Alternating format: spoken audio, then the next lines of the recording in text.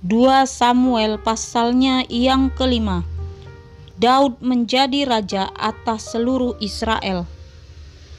Lalu datanglah segala suku Israel kepada Daud di Hebron dan berkata, "Ketahuilah, kami ini darah dagingmu. Telah lama ketika Saul memerintah atas kami, engkaulah yang memimpin segala gerakan orang Israel. Dan Tuhan telah berfirman kepadamu, engkaulah yang harus menggembalakan umatku Israel, dan engkaulah yang menjadi raja atas Israel." Maka datanglah semua tua-tua Israel menghadap raja di Hebron. Lalu Raja Daud mengadakan perjanjian dengan mereka di Hebron di hadapan Tuhan. Kemudian mereka mengurapi Daud menjadi raja atas Israel. Daud berumur 30 tahun pada waktu ia menjadi raja. 40 tahun lamanya ia memerintah. Di Hebron ia memerintah atas Yehuda 7 tahun 6 bulan. Dan di Yerusalem ia memerintah 33 tahun atas seluruh Israel dan Yehuda.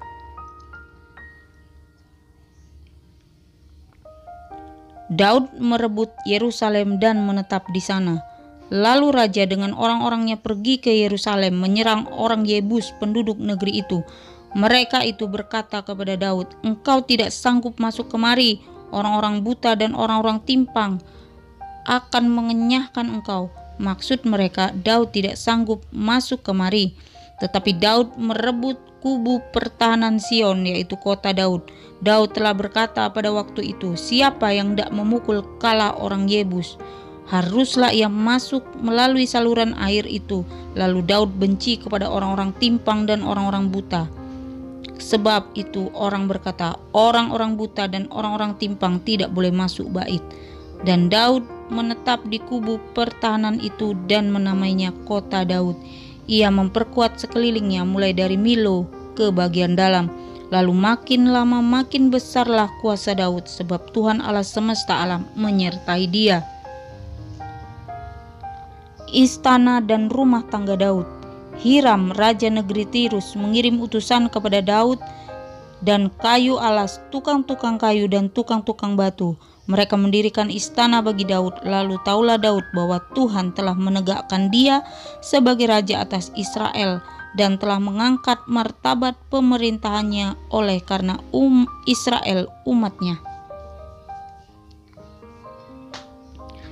Daud mengambil lagi beberapa gundik dan istri dari Yerusalem setelah ia datang dari Hebron, dan bagi Daud masih lahir lagi anak-anak lelaki dan perempuan. Inilah nama anak-anak yang lahir bagi dia di Yerusalem: Syamua, Sobab, Natan, Salomo, Yibhar, Elisua, Nefek, Yafia, Elisama, Eliada, dan Elifelet.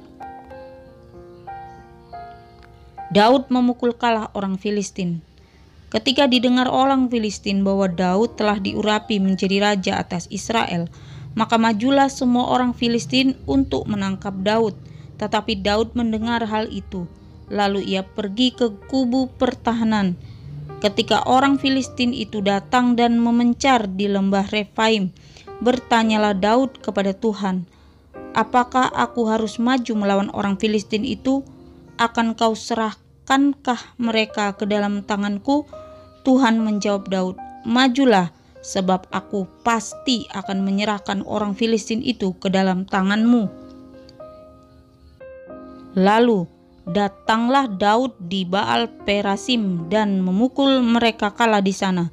Berkatalah ia, "Tuhan telah menerobos musuhku di depanku seperti air menerobos."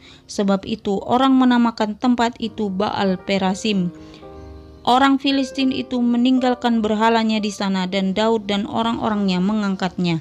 Ketika orang Filistin maju sekali lagi dan memencar di lembah Refaim, maka bertanyalah Daud kepada Tuhan, dan ia menjawab, "Janganlah maju, tetapi buatlah gerakan lingkaran sampai ke belakang mereka, sehingga engkau dapat menyerang mereka dari jurusan pohon-pohon kertau.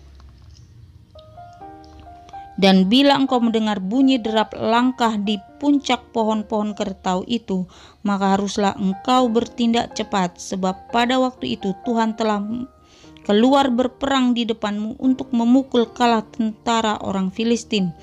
Dan Daud berbuat demikian seperti yang diperintahkan Tuhan kepadanya. Maka ia memukul kalah orang Filistin, mulai dari Geba sampai dekat Gezer.